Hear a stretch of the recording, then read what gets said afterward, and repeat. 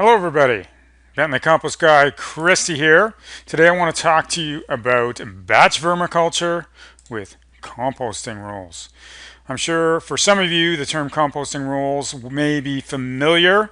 This was something that I learned about from Mark Paine of Eve Growing.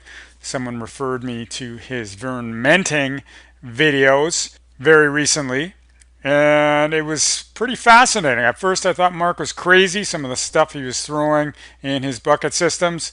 It just did not seem like anything remotely related to vermicomposting. But the more I watched, the more I realized that a lot of what Mark is doing is very much in line with my own philosophies about vermicomposting. And it's just very, very interesting. Highly recommend you check out his Eve Growing YouTube channel, and you can learn all about Vernmenting and composting rolls there. What I really love about this approach, I should mention right off the bat that what I'm doing here is not officially Vernmenting. I don't have the official Vernmenting buckets, anything like that. It's more of a hybrid approach. I'm just using the compost rolls in a typical worm bin. But I love this idea of set it and forget it. You just put everything in all at once, leave the worms in there for a period of time, and then you come back and open it up later.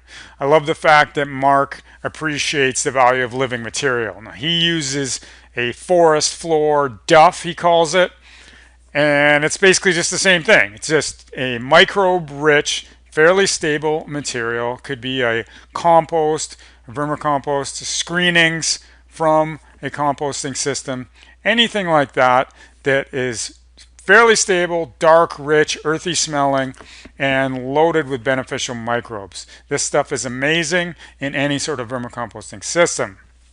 I love the way that he balances the carbons and the nitrogens, the moisture and the dry. So wrapping these waste materials, these rich waste materials, in this shell of high carbon material, absorbent high carbon material, is just really cool for helping to kind of start things off in a nice balanced way. And because it is a batch system, you can add quite a lot more waste at once. I wouldn't add the amount of waste that I've added to these systems today to a typical worm bin in a single go. So that's one of the nice things about batch vermicomposting. As long as it's balanced properly, you can add a whole bunch all at once. So that's kind of cool if you do have a fair amount of waste at one time.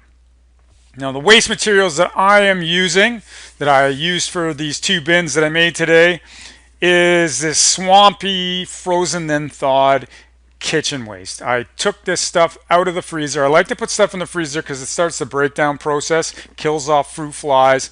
It's kind of a nice way to get things going with your waste materials, because then the microbes can really get at it and break it down. But the thing is, when you leave it sit and let it thaw, it can kind of get a bit funky, and this stuff is maybe starting to ferment a little bit. It's not something that you would call ideal for a typical worm bin. This is what it looks like.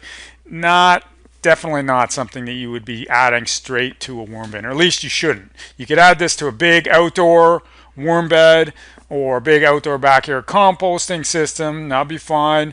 It's kind of like what you would get out of a bokashi bucket, and some people wonder about bokashi, if that's something that can be added to a worm bin, and it's sort of the same idea. Now, that's gone through a real fermentation process, so that might be even more hazardous, but as it is right here, this isn't ideal to be added to a worm bin. So the first step that I took to get these wastes ready for being turned into composting rolls, I actually added in some stove pellets. I really like this material as something that you can add to a really wet, rich waste, because it soaks up moisture very readily, and then it balances out all those high nitrogen materials. So I mixed some of that in, and I didn't want to go too overboard. That's adding a lot of extra carbon.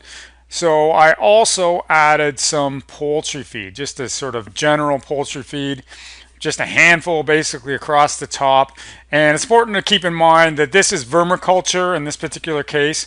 I'm creating these bins to have a nice supply of worms later on once it's winter and I don't have access to these outdoor systems. I like to have these indoor systems with a good supply of worms. So this is more of a vermiculture thing. So nutrition's a bit more important to me, but with a typical vermicomposting, you may not need to worry about that. But then again, because I did add all that stove pellets, which is high carbon, it's kind of balancing that out as well.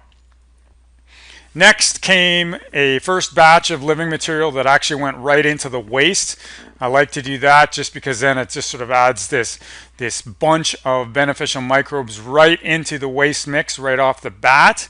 So this happened to be some old wood chips and compost that I found just at the back of my yard, and it's sort of a perfect material, nice and earthy, dark, and loads of microbes in there, so to get the process going inside these rolls.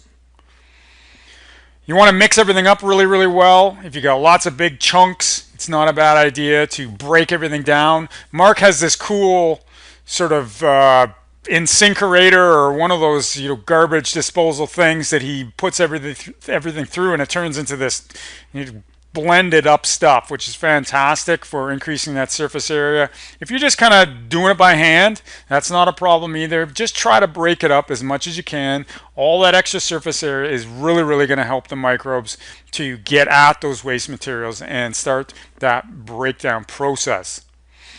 The rest of the living material that actually is going to go around the composting rolls themselves came from one of my vermicomposting trenches. This is an older trench. It's been kind of neglected this year.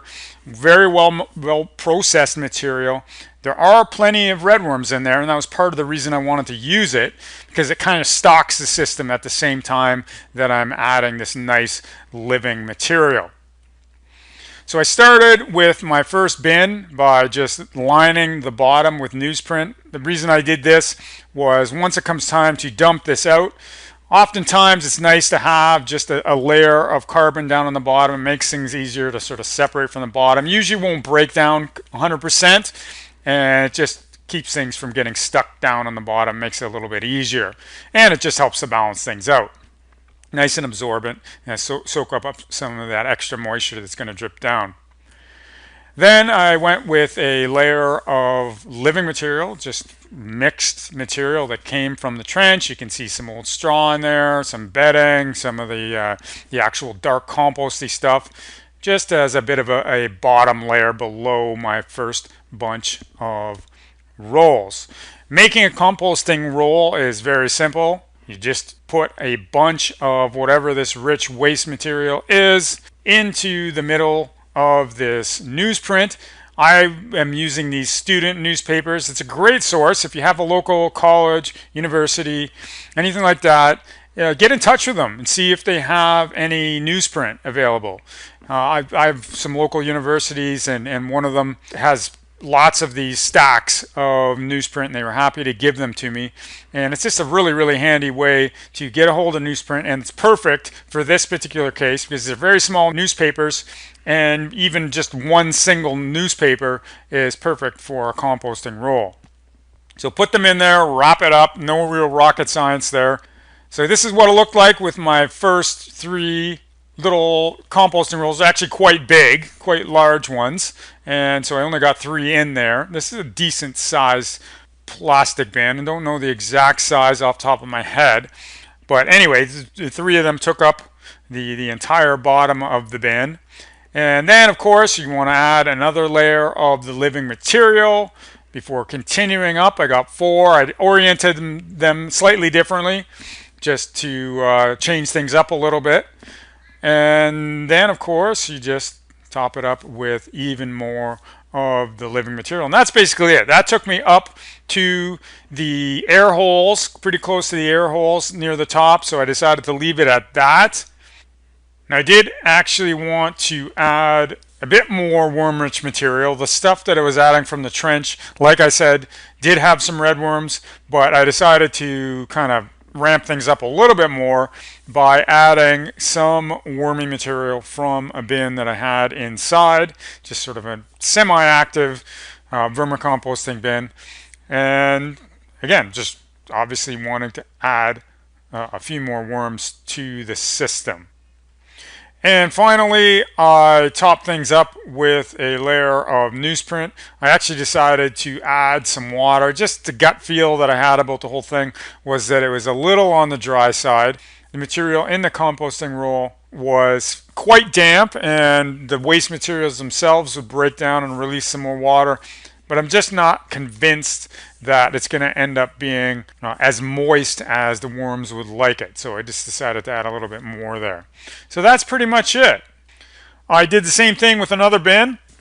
These bins are currently sitting outside, but they are going to be moved to an indoor location, and they're probably going to sit for 2 to 3 months. I'll probably start checking on them maybe after 6 weeks or so, but in terms of when I might actually start taking advantage of the worms in there, probably more like 2 to 3 months, and we'll see how things are coming along.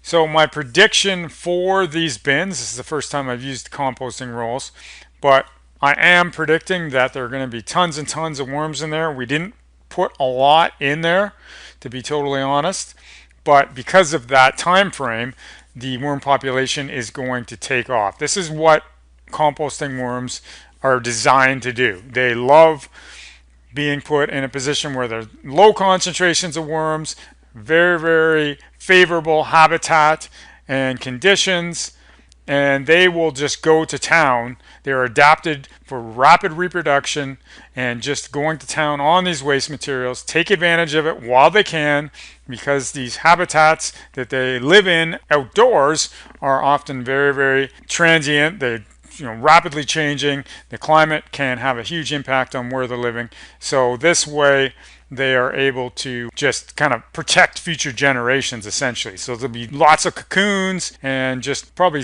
multiple generations even in the time during this project. And of course, with active worms, they're going to be processing the materials that are in there. So I don't suspect that we're going to be finding all kinds of composting rolls. It's probably going to be more like fairly well processed material. Should be interesting, whatever the case may be, and I'll be sure to post an update video at some point. Hope you found this interesting. Once again, this has been the Compost Guy, Christy. Thanks very much for watching.